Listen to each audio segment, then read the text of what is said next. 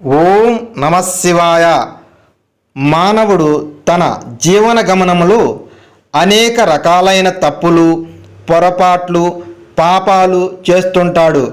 కానీ తాను చేసిన పాపాలకు ప్రాయశ్చిత్తం చేసుకోవాలని అనుకోడు. ప్రతి పాపానికి ఒక ప్రాయశ్చిత్తం నిర్దిష్టంగా చెప్పబడి ఉంది. కాబట్టి ప్రతి వ్యక్తి పశ్చాత్తాపంతో కూడిన మనస్సుతో, పాపరహితమై దోషరహితమై మనస్సుతో సత్ప్రవర్తనతో స్వధర్మాన్ని ఆచరించడం ద్వారా భగవద్భక్తి మార్గంలో పాపకర్మలను నశింపజేసుకోవచ్చు. భగవద్భక్తియే ఏకైక పాప విమోచన సాధనము. నారాయణ నామ ఉచ్చారణ ద్వారా పాపాత్ముడైన వాడు కూడా ఏ విధంగా రక్షింపబడ్డాడో ఈ కథ ద్వారా తెలుసుకుందాము. పూర్వం కన్యాకుబ్జ క్షేత్రంలో సత్యవ్రతుడనే విప్రుడుండేవాడు. అతని భార్య హైమావతి, సుగుణవతి. ఆ దంపతులకు లేక ఒక కుమారుడు జన్మించాడు. వానికి అజామిలుడని పేరు పెట్టుకుని అల్లారుముద్దుగా పెంచుకుంటున్నారు. అతి గారాభం కారణంగా అజామిలుడు అడ్డు అదుపు లేనివాడై సమస్త వ్యసనాలకు అలవాటు పడ్డాడు. ఒకామె దాసితో పెళ్ళాడి తల్లిదండ్రులను వదిలి ఆమెతో ఉంటుండేవాడు. ఆ స్త్రీ కారణంగా మధుమాంసాలు మరిగాడు.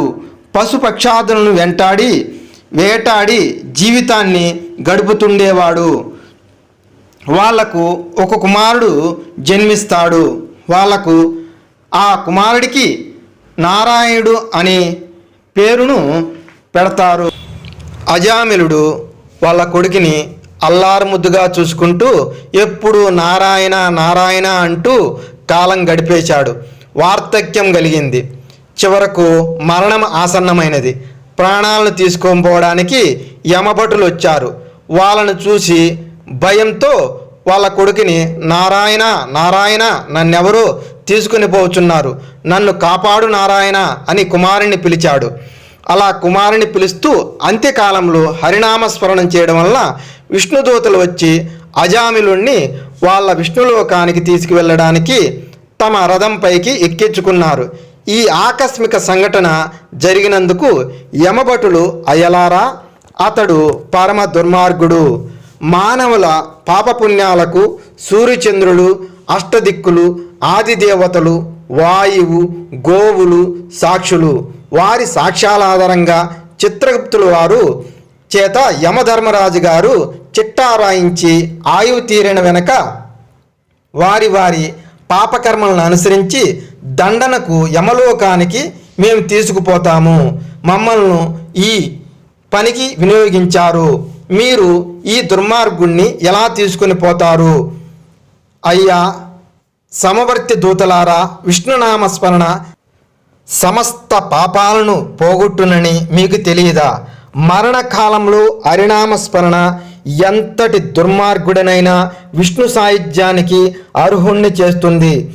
కనుక ఇతని గత పాపకృత్యములన్నీ సమసిపోయినవి. కనుక ఇతనిని మేము శ్రీహరి సన్నిధికి కొనిపోచున్నామని అజామిలుణ్ణి వెంటబెట్టుకుని విష్ణుభటులు వైకుంఠానికి వెళ్ళిపోయారు.